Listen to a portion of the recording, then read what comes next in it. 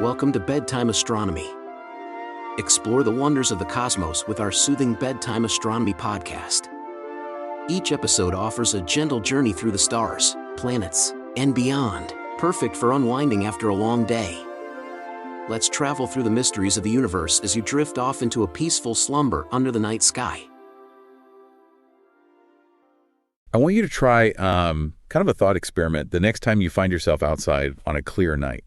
Like a truly dark night, maybe you're out camping, away from the city lights. Oh, yeah. Getting away from the light pollution is key for this. Right, exactly. Yeah. So you're out there, and I want you to look up and just locate a patch of the sky that appears completely, unequivocally empty. Just a black void sitting there between the stars of our local galaxy. It's just absolute nothingness. Yeah.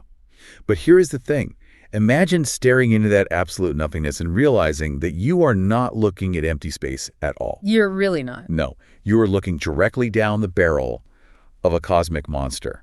Basically, this astrophysical engine that is shining, trillions of times brighter than our own sun. Trillions, which is a number that's just, it's hard to even wrap your head around. It really is. And it's just so unfathomably distant that by the time its light reaches your naked eye, the physical laws of the universe, stuff like the inverse square law and the actual expansion of space, have reduced this blinding, galaxy-consuming inferno to absolute invisibility. It's completely invisible to us. And, that realization forces a complete recalibration of your perspective. It totally does. Yeah, to realize that the darkest, quietest patches of our sky are actually harboring the most violent, luminous, and just chaotic environments in the entire cosmos. It's wild. And that profound dissonance, between what we actually see with our eyes and what is truly out there in the dark, that is the foundation of our entire conversation today. It's a big one. It's massive. Yeah. Because we are looking at the recent discovery of the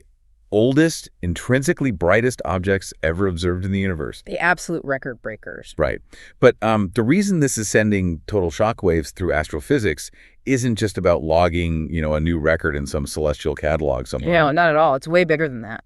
Yeah, the sheer existence of these objects actively fractures our standard models of cosmology. Like, it's a glaring paradox that tells us our entire timeline for how the early universe formed is either missing a crucial chapter or it's just fundamentally wrong. Fundamentally wrong. Yeah, because the standard cosmological model we use, which is called lambda CDM, it sets very, very strict speed limits on how fast structures can grow after the Big Bang. Okay, speed limits on mass. Right. So when you find these massive structures existing at a point in time when the universe honestly barely had time to cool down, you aren't just finding a new type of star or a new galaxy. You're finding something that shouldn't be there. Exactly. You are finding an anomaly that threatens to just pull the thread on our entire understanding of early structure formation. We're literally being forced to ask how something could acquire that much mass in a fraction of the time that physics says it requires. Right, which is just a massive headache for physicists. Yeah. So to understand this paradox, I think we first need to dissect the engine itself, right? Because we're talking about 31 newly discovered quasars. 31 of them, yeah. And for anyone casually following astronomy, I feel like the term quasar gets thrown around a lot. And, it's often used interchangeably with black holes, but they aren't actually the same thing, are they? No, they really aren't. They're related, but definitely not the same. So a quasar, which actually stands for quasi-stellar radio source, just as a bit of trivia, is the intensely luminous region right at the center of an active early galaxy. Okay, so it's a region, not an object itself. Right, and it's powered by a supermassive black hole, but it's the activity that actually defines it as a quasar. The activity. So, what the black hole is doing right in that moment. Precisely. Like a dormant supermassive black hole, for example, Sagittarius A star right at the center of our own Milky Way, that is not a quasar. Because it's basically on a diet right now. It's just sitting there. Yeah, exactly. It's fasting.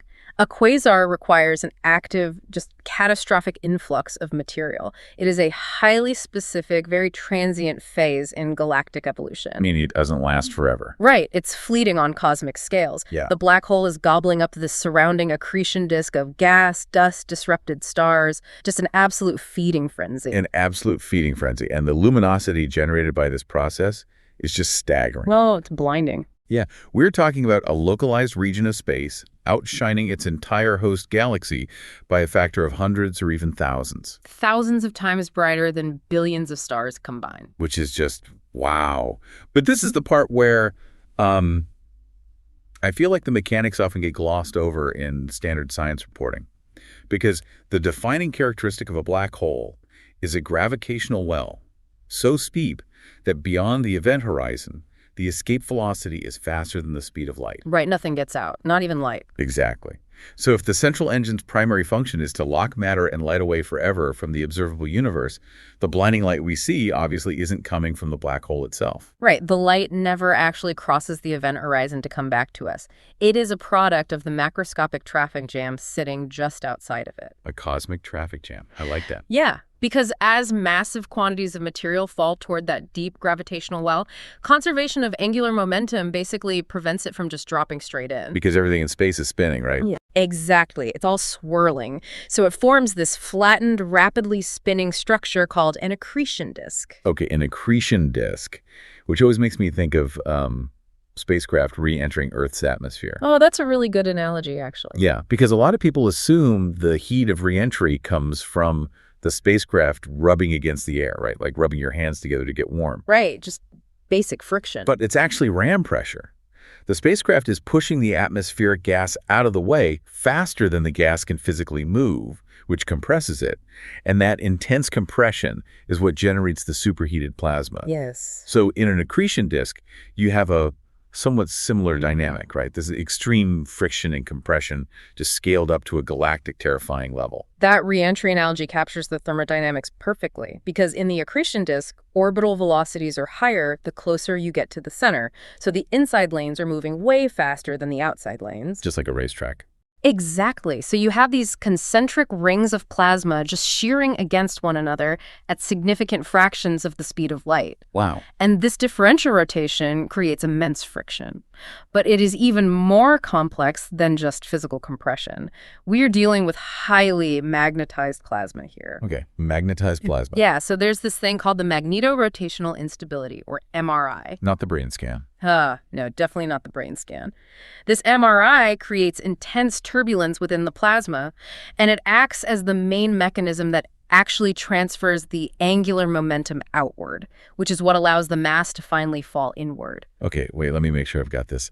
So the magnetic fields are kind of acting like the brakes on a car. They transfer the spin energy out, which slows the matter down enough so it can drop closer to the event horizon, and that heats it up to hundreds of thousands of degrees in the process. Yes. Exactly. The gravitational potential energy of all that infalling matter is converted into kinetic energy.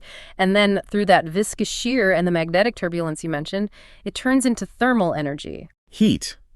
Just mind-blowing amounts of heat. Insane amounts. The plasma gets so unimaginably hot that it emits this continuous screaming barrage of ultraviolet and X-ray radiation. And that light is the quasar. That is the quasar. Yeah. You are literally seeing the death knell of the matter right before it crosses the threshold and disappears forever. Okay, so it's a messy eater at a cosmic buffet, and the glowing crumbs around its mouth are what we see from Earth. That is exactly it. And it is a violent but very brief era for the galaxy. Brief meaning, what, a few million years? Yeah, roughly. Yeah. Because it's not a steady state. The black hole basically clears out its immediate neighborhood, right? It's blasting away a lot of the remaining gas with its own intense radiation pressure. Like blowing away the smoke. Yeah, and eventually the fuel just runs out, the quasar phase ends, the lights turn off, and it leaves a quiet, quiescent galaxy behind. Just a normal galaxy with a sleeping giant in the middle, like our Milky Way. Exactly, which is why capturing them in the act is essentially an exercise in cosmic archaeology. You have to look back to the specific epochs when galaxies were young, gas-rich, and undergoing these violent mergers that funnel all that material right into their centers. Which brings us to the real core of this new data. Because we know what a quasar is now, but the significance of this specific discovery by astronomer Damon Yang and his international team, it lies entirely in when these 31 quasars existed. The when is everything here. Right. Because in astrophysics, since the speed of light is a hard physical constant, Looking across vast distances of space is functionally identical to looking backward in time. It is the ultimate non-theoretical time machine. It really is. Yeah, because we aren't inferring the past through, geological strata or fossils. We are directly observing the actual photons that left these accretion disks billions of years ago. Right, they've just been flying through space this whole time. Exactly. The delay in the light's arrival provides us with a literal live broadcast of the early universe. Live broadcast.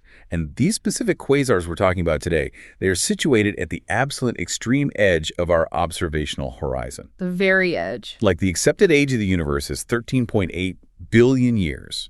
And the light from the oldest pair of quasars in this newly discovered group of 31, it dates back to when the universe was roughly 670 million years old. Which is just incredibly early. We really need to contextualize that 670 million years. That is roughly 5% of the current age of the universe. 5%. Yeah. So for a human lifespan of, say, 80 years, that is the equivalent of looking at a 4-year-old child. Oh, wow. Okay. We are observing the cosmos in its absolute infancy, an era immediately following the very first large-scale structural formations. Yes, a cosmic toggler. Yeah. And the two absolute farthest objects in this data set, which actually broke the previous 2021 record by about 20 million years, they have these specific designations that highlight just how far back we are looking. Yeah, the catalog names. Right. So we have EUCL J172229 SU 902.75 Right. plus 641018.1, which sits at a redshift of 7.77. Rolls right off the tongue.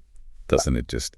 And the other one is EUCL J125308.55 plus 705432.3, which sits at a redshift of 7.69. Right. But for anyone listening who isn't, spending their days looking at cosmological data spreadsheets, we should probably unpack why redshift is the metric used here, rather than just saying 13.1 billion light years away. That's a great point, because distance is actually a very fluid concept in an expanding universe. Right, space itself is stretchy. Exactly. When that ultraviolet light was first emitted by the quasar's accretion disk 13.1 billion years ago, the universe was physically smaller than it is now. Okay. And as that photon travels through space toward us over billions of years, the very metric of space itself is expanding underneath it. And this expansion literally stretches the physical wavelength of the photon. So light that started out as highly energetic, short-wavelength ultraviolet radiation, it gets stretched out like a cosmic slinky as the universe expands while the light is in transit. Like a slinky, yes. By the time it finally reaches our telescopes here in the solar system, that ultraviolet light has been stretched so far that it has shifted out of the visible spectrum entirely. Wait, really? It's not even visible light anymore? Nope. It's shifted all the way down into the near infrared. So that ZES value, the redshift number, like 7.77, it's a direct measurement of exactly how much that light has been stretched. Ah, okay. It tells us exactly how much the universe has expanded since the moment that photon was emitted, which in turn gives us the most precise measurement possible of its age and its distance. Okay, so a redshift of 7.77 means the wavelength of the light has been stretched by a factor of 8.77 compared to when it was first emitted. That is just an incredible mathematical tool. It's brilliant. We are basically intercepting a 13 billion-year-old signal that has been physically altered by the growth of the universe itself. Exactly. And the reason astronomers are spending, millions of dollars and years of telescope time hunting for these specific high redshift objects isn't just to set records for the Guinness Book. Definitely not. No. These quasars exist during a very specific, fiercely debated transitional era called the epoch of reionization. Yes, the epoch of reionization. This is perhaps the most critical, poorly understood phase in the universe's entire history. Okay, let's set the stage for that. Sure. So to set the stage, about 380,000 years after the Big Bang, the universe finally cooled down enough for protons and electrons to bind together and form the first neutral atoms, which was mostly hydrogen. Okay. This process is universally called recombination. Which is honestly slightly confusing terminology because it was the first time they ever combined, right? Not a recombination. Yeah, that is a classic quirk of astronomical naming conventions. We're not great at naming things. Fair enough. But the result of this combination was that the entire universe became filled with this pervasive dark fog of neutral hydrogen gas. There were no stars yet. There were no galaxies. Just a giant dark cloud. Exactly. Just an expanding, cooling cloud of primordial gas. This era is very aptly named the Cosmic Dark Ages. Right. And because neutral hydrogen is fantastic at absorbing ultraviolet light, even if there was a light source in there, you wouldn't be able to see it from far away anyway, right? Exactly. The fog was optically thick. It would block everything. But obviously, We don't live in a dark fog of neutral hydrogen today. You can see the stars. Yeah. The universe today is mostly ionized plasma. So something had to happen to clear that massive cosmic fog. Right. And that something was gravity. Gravity slowly went to work on the fog. The very slight density fluctuations in that primordial gas began to clump together and collapse under their own weight. Forming the first star. Yes. It eventually ignited the very first generation of stars, which we call population 3 stars, and the earliest infant galaxies. And as these objects lit up, they began pumping out massive, massive amounts of ultraviolet radiation. And this is where the actual reionization happens. You got it. Because that energetic UV radiation blasts out, hits the neutral hydrogen atoms in the surrounding fog, knocks the electrons away from the protons again, and turns the gas back into an ionized plasma. Right. And here's the key. Ionized gas is transparent to light. Oh. So these early stars and galaxies were essentially carving out these expanding bubbles of transparency within the dark fog. Like blowing bubbles in dark water. Exactly. Until eventually those bubbles expanded so much that they overlapped, the fog was entirely burned away, and the universe became transparent on a macroscopic scale. And let there be light. Let there be light. But studying how this happened, the exact timeline and mechanics of it is a massive observational challenge. Because you're trying to see through a fog to watch the fog clear. Precisely. You are trying to study a process that is obscured by the very fog it is trying to clear. It's incredibly difficult. Which is where Damon Yang's brilliant methodology really comes into play. Because he describes using these ancient redshift 7 quasars as lighthouses. That's a great term for it. Yeah, because a quasar is so blindingly bright, its light acts like a high-powered beam cutting straight through whatever neutral fog is still left in its path toward us. Right. So astronomers look at the spectrum of the quasar's light when it finally arrives here on Earth. If the light passed through a patch of neutral hydrogen on its long journey, that hydrogen will absorb very specific wavelengths of the light, leaving dark gaps in the spectrum. Kind of like a barcode. Exactly like a barcode. The most notable gap is called the Gunn-Peterson prof. And by reading those gaps, by reading that barcode, we can tell exactly where the neutral fog was, how thick it was, and at what specific point in time it existed. Okay, that is genius. But I do have to push back a little bit on the lighthouse analogy here, or at least the utility of it. Oh, how so? Well, if you are standing on a rocky coast in a really thick fog, a lighthouse beam only illuminates the narrow column of air it directly cuts through, right? Right, just a straight line. You can see the water droplets in that specific beam, sure, but you are still completely blind to the vast dark ocean surrounding it. So if a quasar only gives us a single pencil-thin core sample through the intergalactic medium, how can one beam of light possibly tell us about the large-scale topology of the entire early universe? Yeah. Are the models just assuming the rest of the universe looks exactly like that one random core sample? No, and that is a fantastic point, because that exact limitation is what plagued all the early reionization studies. Really? So it was a problem. A massive problem. A single sightline is subject to huge cosmic variance. If your one quasar happens to be sitting in an unusually dense patch of neutral gas, or maybe in an area that cleared out unusually early compared to everywhere else, then your entire model of the universe becomes totally skewed by that one single anomaly. Exactly. You cannot extrapolate global cosmology from a single skewer through the intergalactic medium. Okay, so how does finding 31 of them solve the problem? Does it just give us more skewers? It gives us a statistical distribution.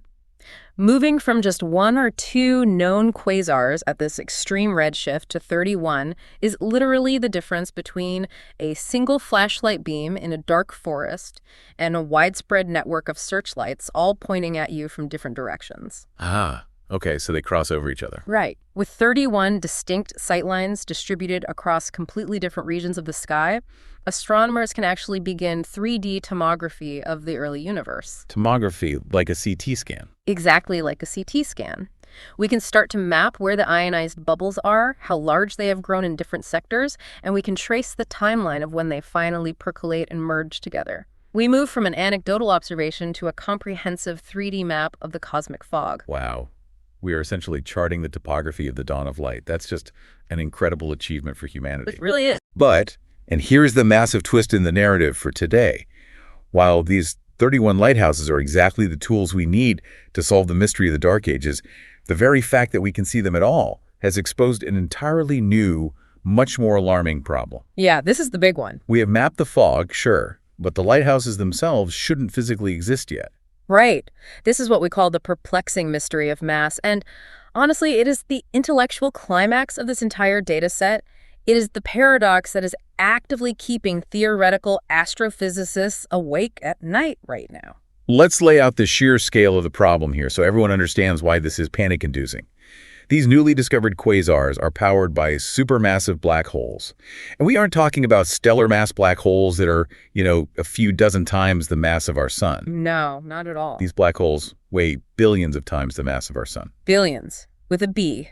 And we are observing them when the universe is only 670 million years old. Which, like we said earlier, sounds like a long time to a human. But on a cosmic scale, it is less than the blink of an eye. The study's co-author, Joseph Hennoy, he summed it up perfectly when he said, every step further back in time makes the puzzle more perplexing. It really does. It's a massive contradiction. To put it in perspective for you listening, imagine walking into a kindergarten classroom to observe a group of 5-year-olds, right? You expect to see children who have grown at a biologically standard rate. Little kids doing little kid stuff. Right. But sitting right there in the middle of the reading circle, cross-legged on the rug, is a fully grown, heavily muscled, 7-foot-tall adult man. Just towering over everyone. It completely breaks your understanding of the biological timeline. You know definitively that a human being cannot accrue that much bone density and muscle mass in just 5 years. The time required simply does not exist. That is a perfect analogy. Because the astrophysical equivalent of that timeline constraint, the biological limit of bone growth in your example, is governed by something called the Eddington limit. Okay, what is the Eddington limit? So black holes do not just consume matter instantly. There is a strict physical speed limit on their growth. As matter falls into the black hole and heats up in that accretion disk we talked about, it emits intense radiation. The blinding light. Right. And light actually carries momentum, so that outward radiation pressure physically pushes back against the inward pull of gravity. Oh, so if a black hole tries to eat too fast, the light it generates actually blows the food away from its mouth. Precisely. It chokes on its own light. The Eddington limit is the exact balancing point where the inward gravitational force equals the outward radiation pressure. Okay, so it can't eat any faster than that limit. Right. So if we assume a black hole is feeling at its absolute maximum theoretical rate, the Eddington limit, we can calculate its e-folding time. Which means what exactly? It's roughly how long it takes for a black hole to double its mass. Under standard physics, that e-folding time is about 45 to 50 million years. Okay, 50 million years to double in size. So let's run the math on the standard cosmological model with that limit in mind. If the very first stars formed around 200 million years after the Big Bang, Which is the accepted timeline, yes. and the most massive among those first stars collapsed to form seed black holes of maybe 100 solar masses. That means you have about 470 million years between when they were born and the 670 million year mark where we're currently observing these giant quasars. Exactly. Which gives you roughly 10 e-folding times, 10 chances to double in size. So if you double a 100 solar mass black hole 10 times, so 100 goes to 200, 200, 400, and so on, you get roughly 100,000 solar masses. But Damien Yang's team is observing black holes that are billions of solar masses. Billions! We are off by a factor of 10,000. Wow. Yeah, the math definitively proves that you cannot grow a billion solar mass black hole from a stellar remnant in 470 million years using standard accretion physics. It is impossible. It is a profound, glaring hole in our understanding of physics. It means one of our foundational assumptions is just straight up wrong.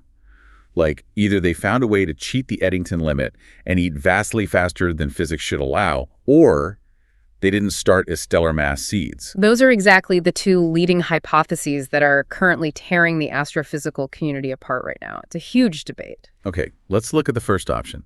Super Eddington accretion, eating faster than the speed limit. Right. So there are theoretical models suggesting that under very specific weird conditions, like a highly disorganized chaotic accretion flow, or what we call a slim disk, the radiation can actually get trapped inside the flow. So it doesn't push the food away. Exactly, which allows the black hole to gorge itself way faster than the theoretical limit. But sustaining super Eddington accretion for hundreds of millions of years continuously without blowing the entire host galaxy apart, that is a severe stretch. It sounds like grasping at straws to make the math work. Yeah. So what about the other option, the heavy seed hypothesis? The idea that they didn't start as the corpses of stars at all, but were basically born as giants. Yes. the direct collapse black hole theory, or DCBHs. This theory posits that in the very early universe, you had these colossal, pristine clouds of hydrogen gas that didn't just fragment into thousands of smaller stars like they normally do. Why wouldn't they fragment? Because of the intense background ultraviolet radiation from other early stars, which prevented the gas cloud from cooling down and breaking apart. So instead, the entire massive cloud collapsed under its own gravity directly into a black hole. No star phase at all. Yeah. Just gas clouds straight to black hole. Right. And that creates a seed that was already 10,000 to 100,000 solar masses right from the starting line. Oh, well, if you start the race at the halfway line, hitting 1 billion solar masses by the 670 million year mark suddenly becomes mathematically feasible. Exactly. It solves the timeline issue. But to prove either of these theories, we need observational data, right? We can't just rely on theoretical math and neat ideas. We need an instrument capable of finding a needle in a universal haystack.